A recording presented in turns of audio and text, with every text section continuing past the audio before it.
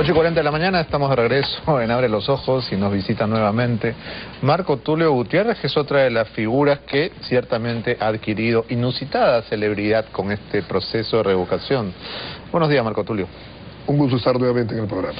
Creo que es pertinente a estas alturas del partido descifrar un poquito lo que fue el famoso mudo audio del fin de semana anterior, ¿no? Que ciertamente tuvo algún impacto, no diremos que a eso se debe la derrota del sí, pero es interesante analizarlo. ¿Te sentiste un poco maltratado por Luis Castañeda cuando dice que no vaya Marco Tulio ahí, ¿no? Y risas generales, un poco haciendo chacota de ti y bueno, y el trabajo enorme que has desplegado?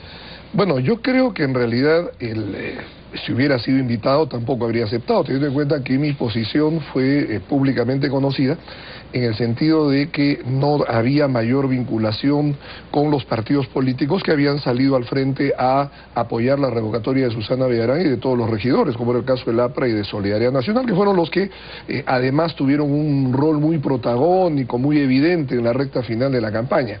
Y esto iba a ser una respuesta conocida, teniendo en cuenta que como vocero de un comité promotor de la revocatoria, era conocido que ahí diríamos, le tenían mucha alergia a los partidos políticos.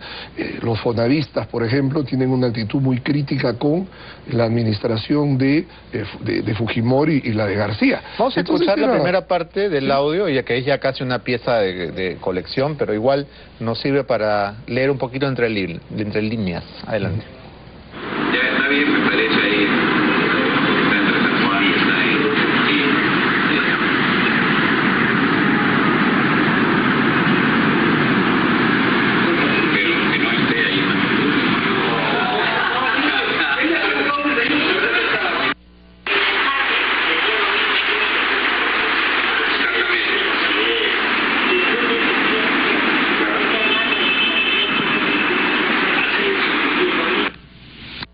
Bueno, están claramente dando una directiva como jefe de la campaña en la sombra, pero jefe al fin.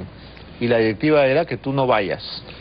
Sí, interesante porque ahora que escucho con atención lo que se denomina el mudo audio, en realidad están discutiendo, parece, dónde va a ser el mitin de cierre de campaña, ¿no?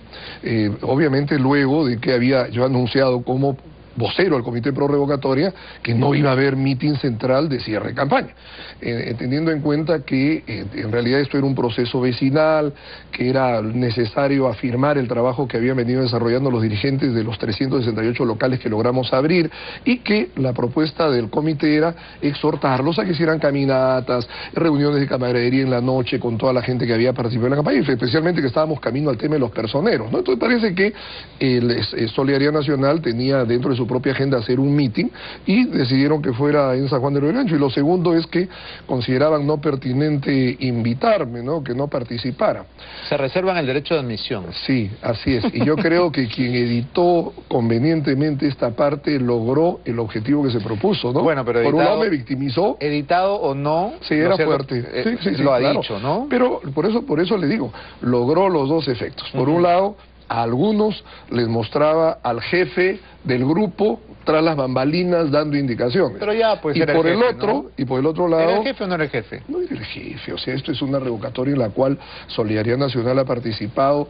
Pero con el tú mismo le has entusiasmo estado pidiendo insistentemente, sal a hablar, pronúnciate, claro, y él continuaba oculto. 2 veces, en 2 ocasiones. Públicamente, ¿no? Lo comenté públicamente. Y hoy te voy a decir algo también que hasta ahora no lo he comentado, se lo dije en privado. Como se lo ha dicho Mauricio Mulder en algún momento, también se lo dije, que me parecía que lo más conveniente, coincidimos socialmente, y al paso le comenté la necesidad de que el consejo que le da a ver a aquel debía en realidad salir, ¿no? Porque al final de cuentas lo importante es que todos los protagonistas políticos estén. Yo creo que lo que él se equivocó en no salir era quizás lo que había ocurrido con García. Alan García había dejado el partido aprista, estaba a favor de la revocatoria, él se manifestaba a favor de la revocatoria, pero él no lo vimos en campaña. Y obviamente no tenía Alan García que estar en campaña, porque él es presidente de la República, un expresidente.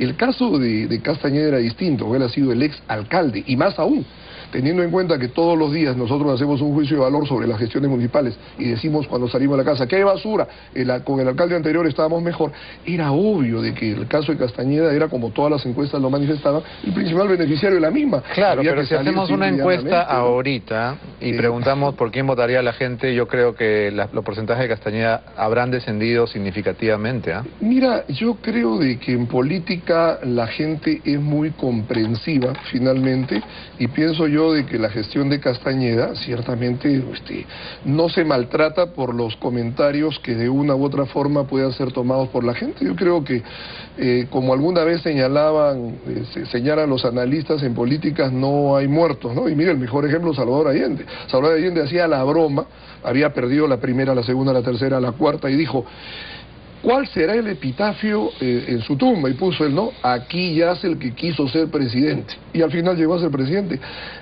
Que esto, lógicamente, ha dejado una aureola, una sensación, ¿no?, un poco extraña en el electorado. Bueno, habría que ser muy tonto para no reconocerlo, ¿no? Pienso que fue el misil en la línea de navegación en el minuto final, ¿no? Porque hay que tener en cuenta una cosa. ¿Reconoces entonces que este aporte ha sido letal para la campaña? Es que entramos al día, hemos terminado el día viernes con una apreciación que estábamos todavía arriba.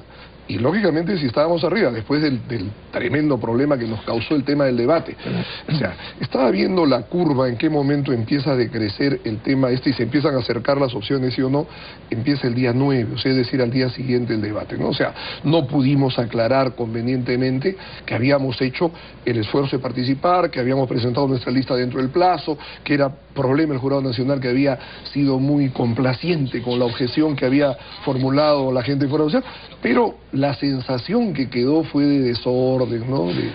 La gente en las redes sociales está insistiendo con que comparta otro audio de Castañeda Alosio en el cual desliza la posibilidad de envenenarte con un ceviche contaminado. ¿Esto es verdad? No lo sé. Yo entiendo de que de este audio que ha salido, o sea, me imagino que todavía está en YouTube el segundo audio, a ver si lo buscan ahí abajo, porque si yo lo pongo acá no sirve para nada, ¿no?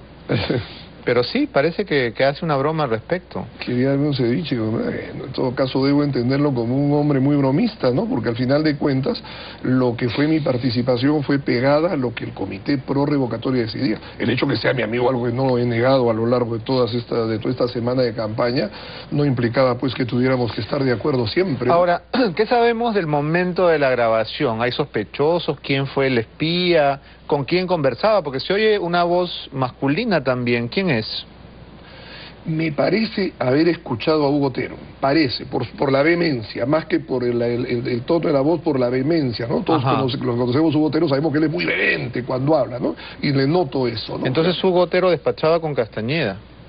Me da la impresión que sí, hay que tener en cuenta que al final de cuentas eran aliados, ¿no? Sí sabes, pues, ya a estas alturas, cuéntame. Pero fíjate, una de las cosas más curiosas que pasó en esta campaña es que una sola vez tuve la oportunidad de reunirme con Patricia Juárez, por ejemplo. En mi casa nos reunimos inmediatamente después que anunciamos que iban a participar en el debate. A ella la llamé, la convoqué, como también a Luis Tudela y a Miguel Saldaña. Fue la única oportunidad que tuvimos de intercambiar ideas. En las salas de prensa, en las mesas de prensa, todas las mañanas el problema que tenían, y me lo comunicaban los jefes de redacción, era que el problema era: habían actividades de solidaridad y nosotros del Comité Pro Revocatoria simultáneamente, ¿no? Y la verdad era pues que no hubo ninguna coordinación. Creo que en la semana final me llamó una jovencita que me dijo que era del Comité de Prensa de Solidaridad Nacional, que me daba su correo y me decía que por favor que le dijera dónde eran mis actividades, ¿no? Las actividades del comité. Pero ¿no? Qué desastre que estás describiendo, es una descoordinación absoluta.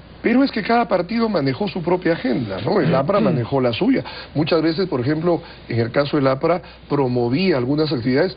Gustavo Salvatierra, por ejemplo, uno de los jóvenes del APRA, que no ha mencionado Mauricio, me dejó una muy buena sensación, o sea, un buen operador. ¿Pero dónde está? ¿Por qué no salió al fresco? No se le ven en los videos de la campaña, o sea, pero es que no los ponían adelante porque no eran tampoco muy conocidos, que tienen una buena cantera de jóvenes. Bueno, pero eso de no ser conocido se resuelve rápidamente. Haciéndose conocido. Al inicio de este proceso tú no eras conocido, ahora firmas autógrafos en las calles.